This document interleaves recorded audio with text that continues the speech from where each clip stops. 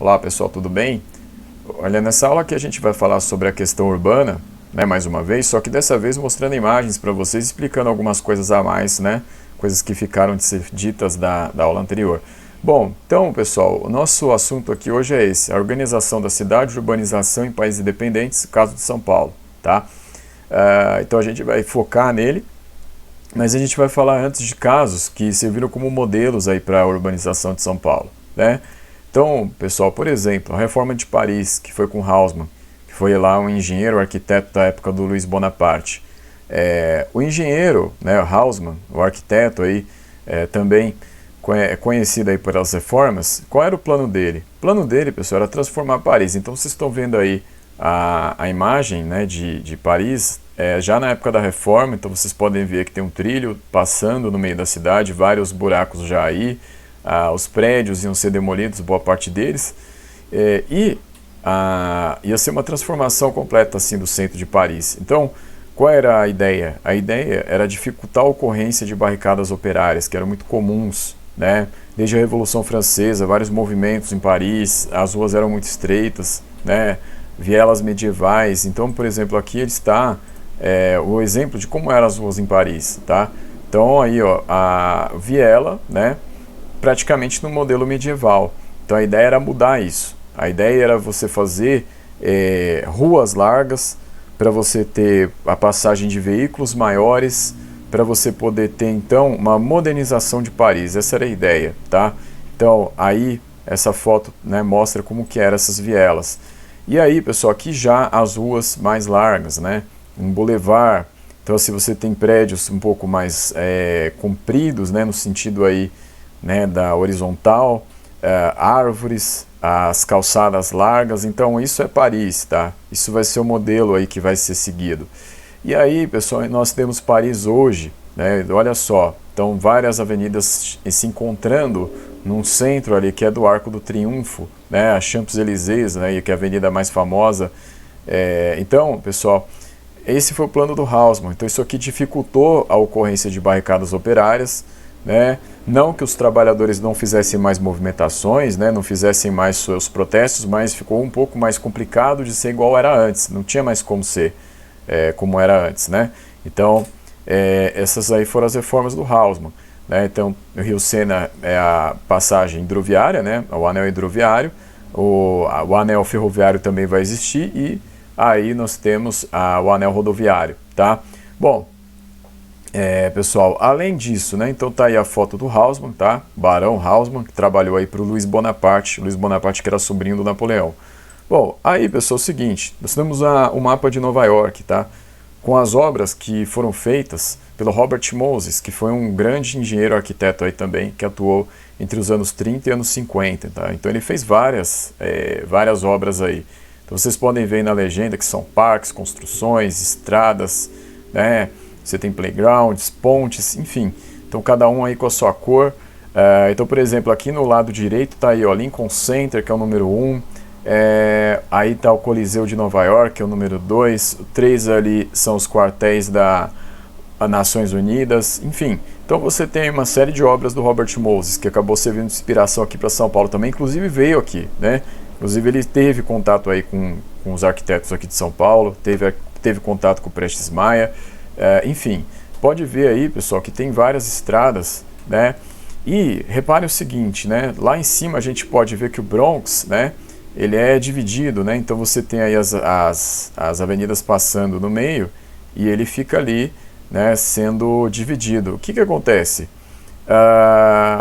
O Bronx, pessoal, o que se diz é que quando o Robert Moses fez essa série de construções aí, várias pessoas que ficaram de alguma forma prejudicadas, tiveram que se mudar e mudaram para o Bronx. Então, assim, foram morar lá pessoas pobres e também começaram a chegar os imigrantes para lá, né? Então, latinos, principalmente os negros, né, de Nova York, foram morar naquela região. Então, assim, se tornou um distrito com um subdesenvolvimento ali em relação aos outros distritos de Nova York, né? Em relação a Manhattan, em relação ao Queens, em relação ao Brooklyn.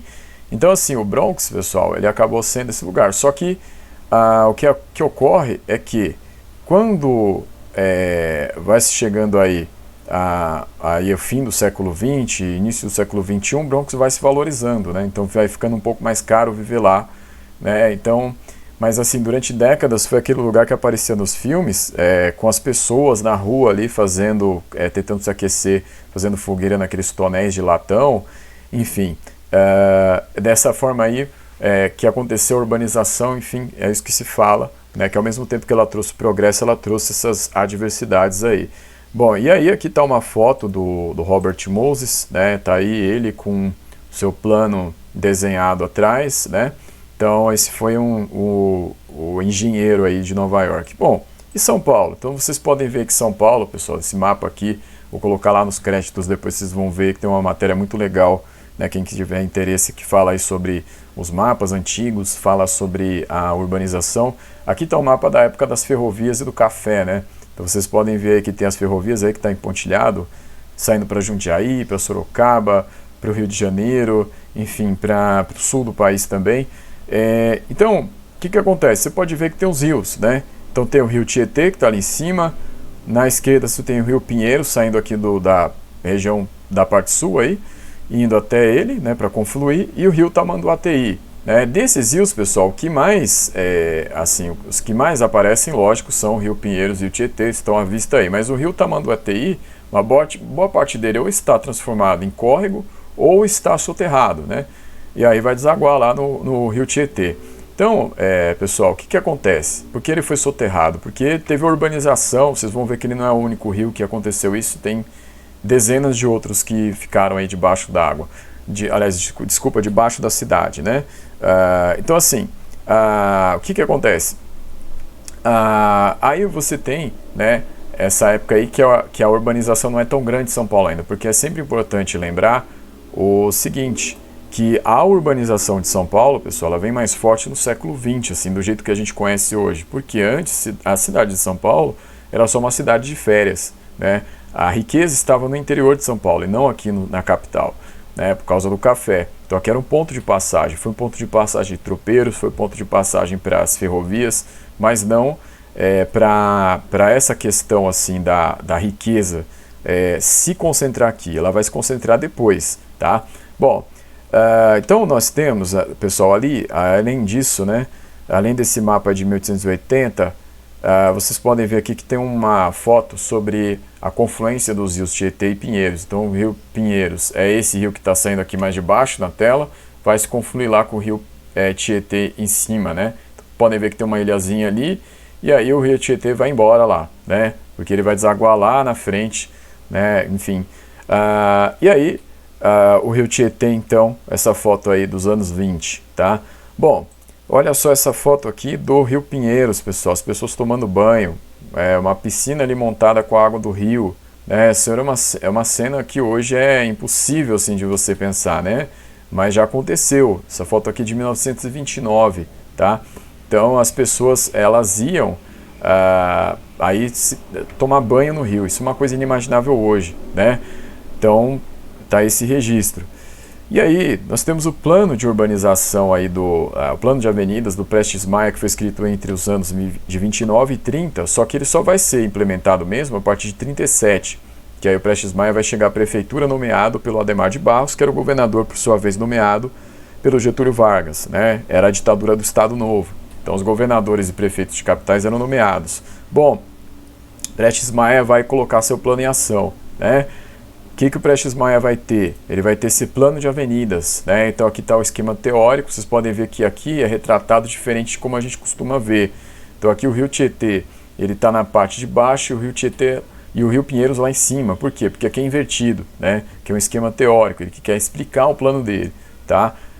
Então a ideia dele era fazer uma grande lateral aí na cidade, que vai ser a lateral aí dos rios Pinheiros e Tietê, né? Começando aí no Tietê e chegando lá até o Pinheiros. Então a ideia é você tirar o tráfego do centro, né? Desconcentrar o tráfego, e aí você fluir esse tráfego para as laterais, né? Para as marginais, por isso que vai ganhar esse nome aí de marginais, tá? Bom, pessoal, vai pesar muito para isso a chegada das indústrias automobilísticas. Então você tem aí uma foto da Ford, né, nos anos 20, Aí você tem também aqui uma foto de dentro, ó, da GM, que fabricava caminhões, né?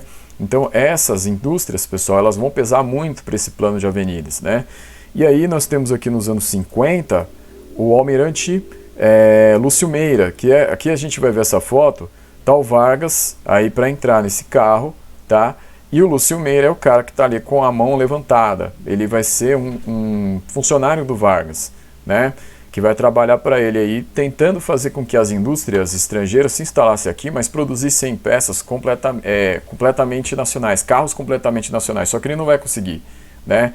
A estratégia não tinha sido ainda desenhada de uma forma muito proveitosa. Mas aí então Vargas morre, em 54, ele vai se suicidar, e aí em 56, pessoal, vai aparecer o Romy Isetta, que é esse carro aqui, ó. Quem é esse cara aqui de chapéu? É o Juscelino Kubitschek. É o presidente dos 50 anos em 5, ou seja, o plano de metas. Era a ideia de desenvolver o Brasil 50 anos em 5, era o desenvolvimentismo, essa era a ideia. Então assim, o que ele vai fazer? Ele vai contratar ele vai chamar o Lúcio Meira para trabalhar para ele, e a ideia era fazer uma estratégia aí para conseguir com que as empresas automobilísticas estrangeiras se instalassem aqui, mas fabricando com peças nacionais, e aí eles vão conseguir, porque em 56, o Romy Isetta, por exemplo, ele foi um carro que era da Isetta, que era uma empresa italiana, mas que aceitou esse plano, se instalou aqui e passou a operar com 70% aí de peças do Brasil, né? Então os carros aí começaram a ser fabricados dessa forma. Então era a ideia de nacionalizar, mas não nacionalizava completamente, né? Porque a empresa continuava sendo de fora, mas as peças utilizadas eram daqui. E aí acabou se considerando que eram carros nacionais, né? Então o Romy Isetta foi um desses carros, né? Então o Lúcio Meira acabou trabalhando aí para conseguir isto, tá? Então tá aí o Romy Isetta. Bom, e aí pessoal, então o caminho da coisa automotiva, né? Da indústria automobilística estava dado, não tinha mais como escapar disso, né? Então assim, a partir daí vai ser uma tendência cada vez maior o Brasil receber empresas para trabalhar dessa forma, né? E aí cada vez mais o Brasil vai seguindo essa via aí das rodovias, né, da indústria automobilística. E aí vai acontecer, pessoal, que vai ter esse fenômeno aqui. Então vocês podem ver aí, pessoal, isso aqui é um mapa dos cursos d'água que são soterrados aqui em São Paulo, né? Então olha só, pessoal, esse aqui é um dado levantado pela iniciativa Rios e Ruas, né, uma iniciativa que existe aqui em São Paulo, que eles levantaram que entre 300 e 500 cursos d'água existem aí soterrados na cidade de São Paulo, ou seja, em cima disso vocês podem pensar que são o quê? São casas, são prédios, são empresas, são avenidas, né, todas elas aí em cima desses cursos d'água. Então por isso que quando nós temos aqui chuvas muito fortes, é comum ter enchentes, né, por causa disso. Porque foi esse caminho que a gente escolheu. A gente escolheu esse caminho aí das rodovias, esse caminho aí dessa urbanização que se deu em cima da natureza dos rios, né? Então é um grande problema, né? Então, olha só, então foi um caminho que a gente acabou escolhendo e vai acontecer isso aqui, olha só. Então, você pensar como que era a confluência dos rios Tietê e Pinheiros antes, e olha como ela ficou, né? Então vejam a diferença, né? Então se a gente voltar lá naquela imagem lá que eu mostrei para vocês, né? Olha só, aqui embaixo dá para ver, né? Como era antes, né? Como que essa imagem era antes, né? Tá aqui, né? Vocês estão vendo, e como que ela ficou depois, né? Então assim, completamente diferente. Então vocês estão vendo a ilhazinha lá em cima, a ilhazinha aqui embaixo, né? Dá para ver aí na parte direita, na foto de baixo, ele está na parte direita da foto, né? Então assim, isso aqui já dá o retrato do que se tornou a cidade, né? Que se tornou a cidade. Por quê? Porque se tornou completamente voltado aos carros, né? Então foi essa via que o Brasil acabou escolhendo em geral, e São Paulo acabou sendo o carro-chefe nisso, né? Então, pessoal, nossa urbanização ela é muito influenciada pela questão aí da indústria automobilística, tá, do século XX. O plano de avenidas foi muito influenciado por isso, tá? A aplicação dele, né? Então, pessoal, isso aqui é o nosso exemplo de urbanização, tá?